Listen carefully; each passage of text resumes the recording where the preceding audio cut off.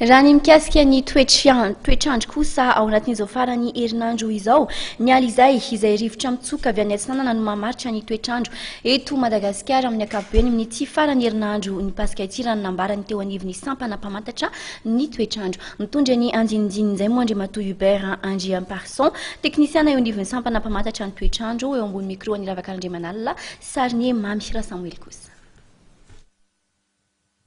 Amin'izao fotoana izao zany dia somary mandrivotra ny andro, midina ihany koa ny maripana saika manerana ny nosy, vokatra ny fitosan'ny Alizay na ny rivotra avy any Antsinanana no mandrafitra ny toetr'ny andro eto Madagasikara.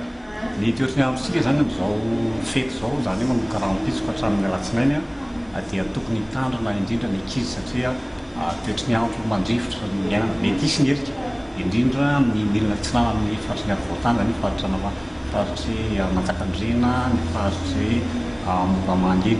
Ny Antsinanana zany dia tsara fa tokony hitondra akanjo mafana amin'ny ankapobeny, indrindra fa ny ankizy ny any faritry mosiraka Antsinanana Madagasikara dia saika ho ratsy ny andro satria dia hisy ny orana mitsitafitafy, mety hisy ary mitafy-drivotra indray.